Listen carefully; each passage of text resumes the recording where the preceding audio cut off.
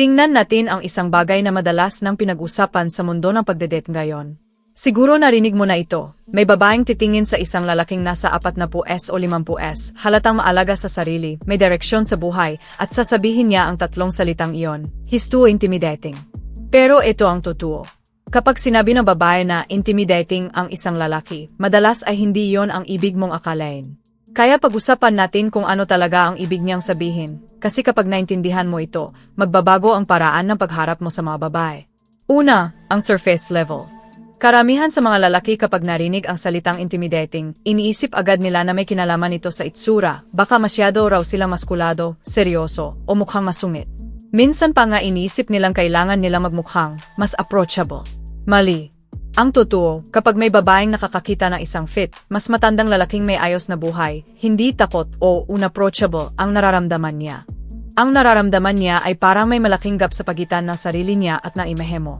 At ang gap na iyon, tinatawag niyang intimidation, kahit iba talaga ang ugat nito. Isipin mo parang job interview. Pagharap mo sa isang taong sobrang galing, agad mong maisip, sigurado bang qualified ako dito? Hindi takot iyon, kundi self-comparison na sa isip mo pa lang, talo ka na. Ganon din sa dating. Kapag nakita ka ng babaeng fit, matatag, may disiplina, at halatang may direksyon, biglang nagkakaroon siya ng tanong sa sarili, bagay ba ako sa kanya? May bibigay ba ako? Sapat ba ako? Ikalawa, ang mirror effect. Dito nagiging mas interesante. Kapag sinabi ng babae na intimidating ang isang fit na lalaking mas matanda, kadalasan, hindi ka talaga ang tinutukoy niya. Nakikita niya sa'yo ang mga bagay na gusto niyang ayusin sa sarili niya. Nagwo-workout ka 5 beses sa isang linggo, naalala niyang matagal na siyang hindi nag-gym. May maayos kang karera, napapaisip siya kung impressive ba ang kanya. Kalma at emotionally stable ka, naalala niya ang drama sa huling relasyon niya. Kaya mahalagang maunawaan, kapag sinabi ng babae na intimidating ka, hindi iyon direktang pagtanggi sa'yo. Hindi mo kailangang baguhin ang sarili mo. Ang intimidation ay kadalasang refleksyon ng mga insecurities niya, hindi na mga kakulangan mo. At ito ang twist, habang mas maayos at disente ang itsura ng buhay mo, mas lumalakas ang mirror effect. Hindi dahil gusto mo magmukhang perpekto, kundi dahil napapaisip siya kung kaya ba niyang sumabay sa antas ng disiplina at control na pinapakita mo. Hindi naman ibig sabihin na insecure siya sa lahat ng aspeto. Maaaring magaling siya sa trabaho, mabuting ina o solid na kaibigan.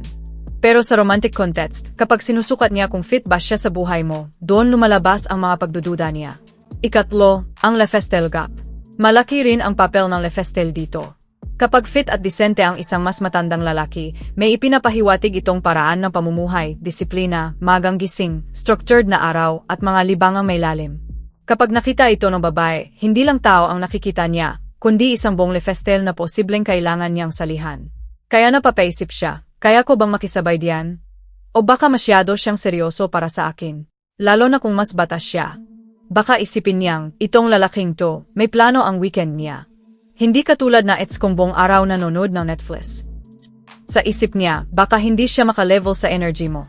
Parang kaibigan mong sobrang produktibo, gumigising ang alas 5, nag-workout, may side business, nagbabasa ng 50 libro sa isang taon, samantalang ikaw ay nag-isip kung nadiligan mo na ba ang halaman mo. Ang presensya nila, kahit hindi sinasadya, pinapaalala sa'yo ang mga bagay na gusto mong baguhin sa sarili mo. Ganoon din sa mga babae kapag kasama nila ang lalaking alam kung ano ang gusto niya sa buhay. Ang intimidation ay hindi takot sa'yo bilang tao. Ito ay pressure na maramdaman nilang kailangan nilang mag-level up agad kahit bago pa lang kayo nagkakakilala. Ika-4, ang power dynamic. Kapag ang isang mas matandang lalaki ay fit, disiplinado, at matagumpay, natural siyang may presensyang mahirap balewalain. Hindi ito yabang, ito ay kumpiyansa na bunga ng karanasan at control sa sarili. 4. Ang power dynamic kapag nasa edad ka na at maayos ang katawan mo, halatang inaalagaan mo ang sarili mo. Dumaan ka na sa mga bagay na nagturo sa iyo ng disiplina at kalma. Hindi ka na natitinag sa malilit na problema. Pero yung presensyang yon, minsan nagdudulot ng tinatawag na power dynamic. Ang mga babae ay likas na sensitibo sa ganitong dinamika. Habang nakikipagkilala, iniisip nila kung sino ang may mas maraming options, mas maraming karanasan, mas matatag sa buhay. At kapag malinaw na nasa panig mo lahat ng iyon, minsan pakiramdam nila ay nagsisimula sila mula sa posisyong mahina. Minsan, natatakot siyang hindi siya seryosohin. Makikita ba niya ako bilang kapantay, o bilang mas batang babae lang na walang gaanong karanasan? O baka naman iniisip niya, ang lalaking ganito, siguradong maraming pagpipilian. Bakit pa siya mananatili kung may problema? Hindi ito laging makatuwirang mga isipin, pero totoo silang nararanasan. Lahat ng iyon napupunta sa isang salita, intimidating.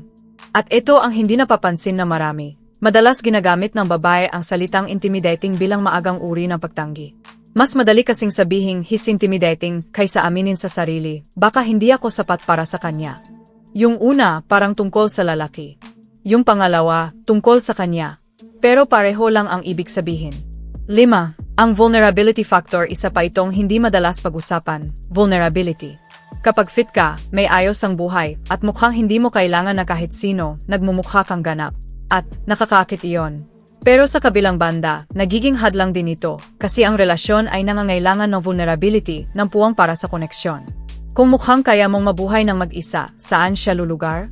Ang mga babae, gusto rin nilang maramdaman na may halaga sila sa buhay ng isang lalaki, hindi bilang dependent, kundi bilang value-adding presence. Pero kapag lahat ng kilos mo ay parang sinasabi, kaya ko mag-isa, magtatanong siya, para saan ako sa buhay niya? Isa lang ba akong pampalipas oras? O talagang may puwang ako sa mundo niya? Ito ang dahilan kung bakit minsan, habang mas kahanga-hanga ang isang lalaki, mas tumitindi rin ang intimidation factor. Kapag mukhang kompleto na ang buhay mo, hindi agad malinaw kung saan siya babagay. At yung kawalang katiyakan na yon, nagiging anxiety na tinatawag niyang intimidation. Kung isipin mo mula sa perspektibo niya, kung fit ka, disiplinado ka sa katawan. Kung matagumpay ka, disiplinado ka sa trabaho. Kung may hobbies at social life ka, ibig sabihin, mahalaga ang oras mo. Kaya mapapaisip siya, may lugar ba ako diyan? Magiging dagdag ba ako sa buhay niya, o komplikasyon lang? 6. Ang totoong gusto ng mga babae, narito ang katotohanang bumabagtas sa lahat ng ito. Kapag sinabi ng babae na ang isang fit, mas matandang lalaki ay intimidating, ang tunay niyang sinasabi ay gusto niyang malaman na kahit gaano kakaayos, may puwang pa rin siya. Gusto niyang maramdaman na sa likod ng disiplina, tagumpay, at kontrol mo, may tao pa ring totoo, hindi perpekto.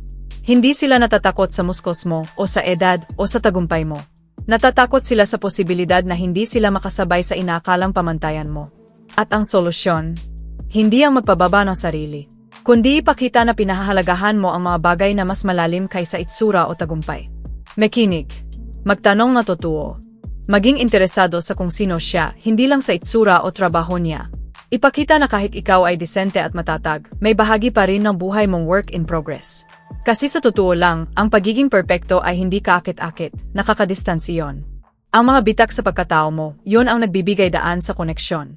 Panghuling kaisipan kapag tinawag ka ng babae na intimidating, huwag mo itong ituring na insulto at huwag mo ring baguhin kung sino ka. Tandaan, madalas, ito ay usapan niya sa sarili, hindi tungkol sa'yo. Ang lalaking fit at matagumpay na nagtatagumpay sa pakikipagrelasyon ay hindi yung nagpapalit ng sarili para magustuhan. Siya ang nananatiling disente, disiplinado, at mataas ang pamantayan habang nananatiling mainit, approachable, at totoo.